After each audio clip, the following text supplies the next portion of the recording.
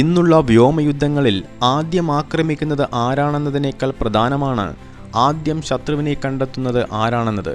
Stealth യുദ്ധവിമാനങ്ങൾ, law flying cruise മിസൈലുകൾ, drone സ്വാമുകൾ ഇവയെയൊന്നും ഭൂമിയിലെ റഡാറുകളെ മാത്രം ആശ്രയിച്ച് പൂർണ്ണമായി നിരീക്ഷിക്കാൻ കഴിയില്ല.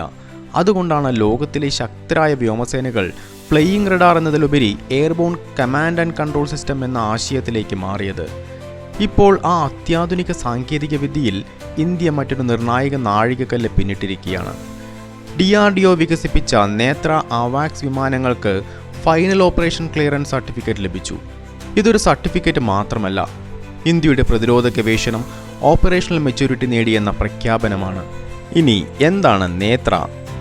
ഇത് എങ്ങനെ യുദ്ധത്തിൻ്റെ ഗതി മാറ്റുന്നു? എന്തുകൊണ്ടാണ് ലോകത്തെ വിരലിലെണ്ണാവുന്ന രാജ്യങ്ങൾക്ക് മാത്രമേ ഇത് വികസിപ്പിക്കാൻ കഴിയുന്നുള്ളൂ? ഭാവിയിൽ ഇന്ത്യ ഒരുക്കുന്ന നേത്ര MK2 എത്രത്തോളം ശക്തമായിരിക്കും? ഇതെല്ലാം നമുക്ക് വിശദമായി നോക്കാം. Welcome to geopolitical media Indian perspective. ഇനി നമുക്ക് അവാക്സ് വിമാനങ്ങൾ എന്താണെന്ന് നോക്കാം. അവാക്സ് എന്നത് airborne early warning and control system എന്നതിൻ്റെ ചുരുക്കപ്പേരാണ്. ലളിതമായി പറഞ്ഞാൽ ഇതൊരു സാധാരണ വിമാനമല്ല. ആ വിമാനത്തിൻ്റെ മുകളിൽ അത്യാധുനികമായ ഒരു റഡാർ സ്ഥാപിച്ചിരിക്കുന്നു. ഈ വിമാനത്തിനുള്ളിൽ കമാൻഡ് ആൻഡ് ഡിറ്റക്ഷൻ സെൻറ്റർ പ്രവർത്തിക്കുന്നു. ഈ റഡാർ നൂറുകണക്കിന് കിലോമീറ്റർ അകലെയുള്ള വിമാനങ്ങളെയും ഡ്രോണുകളെയും മിസൈലുകളെയും എല്ലാം കണ്ടെത്തുന്നു.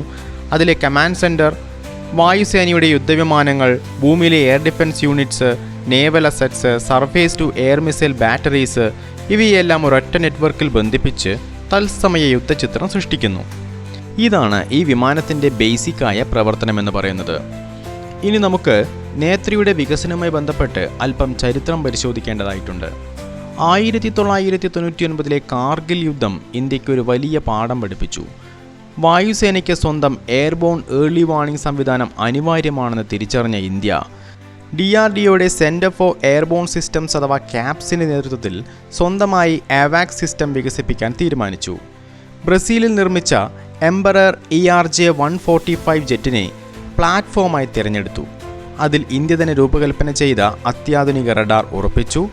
അതിലെ mission computer, electronic support measures, communication systems, data links, mission software ഇവയെല്ലാം സ്വദേശീയമായി വികസിപ്പിച്ചു. 2017 മുതൽ ഇന്ത്യൻ വ്യോമസേനയിൽ സേവനം ആരംഭിച്ച ഈ സംവിധാനം 2019 പാകിസ്ഥാനിലെ ബാലാകോട്ടിൽ ഇന്ത്യ നടത്തിയ മിന്നൽ ആക്രമണത്തിലും 2025 നടന്ന ഓപ്പറേഷൻ സിന്ദൂറിലും അതിൻ്റെ ശക്തി തെളിയിച്ചതിന് ശേഷമാണ് ഇപ്പോൾ ഫൈനൽ ഓപ്പറേഷൻ ക്ലിയറൻസ് സർട്ടിഫിക്കറ്റ് നേടിയത്. ഇനി നമുക്ക് നേത്രയുടെ പ്രധാനപ്പെട്ട സവിശേഷതകൾ എന്തെല്ലാമാണെന്ന് നോക്കാം.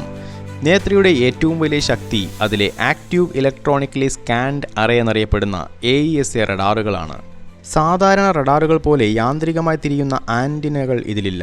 പകരം ആയിരക്കണക്കിന് ചെറിയ ട്രാൻസ്മിറ്റ്, റിസീവ് മോഡ്യൂൾസ് ഉപയോഗിച്ച് മില്ലി സെക്കൻഡുകൾക്കുള്ളിൽ റഡാർ ബീം വിവിധ ദിശകളിലേക്ക് തിരിക്കാൻ സാധിക്കുന്നു. ഇതിലൂടെ ഒരേ സമയം നിരവധി ലക്ഷ്യങ്ങളെ കണ്ടെത്താനും നിരീക്ഷിക്കാനും സാധിക്കും. ഏകദേശം 240 ഡിഗ്രി കവറേജാണ് ഇതിനുള്ളത്.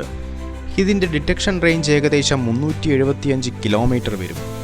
5 മുതൽ 6 മണിക്കൂർ വരെ തുടർച്ചയായി പറക്കാൻ ഇതിന് കഴിയും.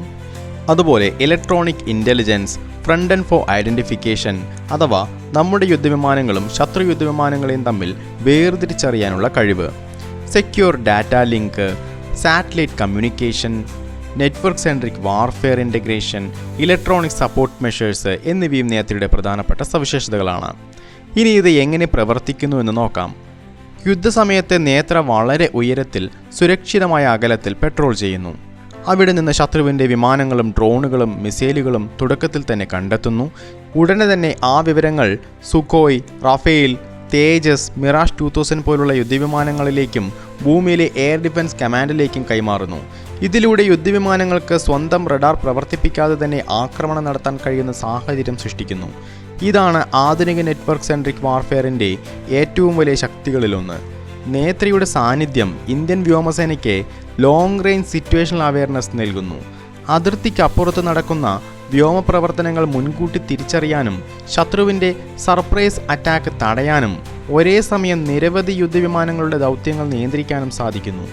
ബാലസ്റ്റിക് മിസൈൽ പ്രതിരോധം, ഡ്രോൺ പ്രതിരോധം, maritime surveillance, air defence network, try service operations എന്നിവയിലും ഇതിന് നിർണായക പങ്കുണ്ട്. എവാക്സ് നിർമ്മിക്കുന്നത് ലോകത്തിലെ ഏറ്റവും സങ്കീർണമായ പ്രതിരോധ സാങ്കേതിക വിദ്യകളിലൊന്നാണ്.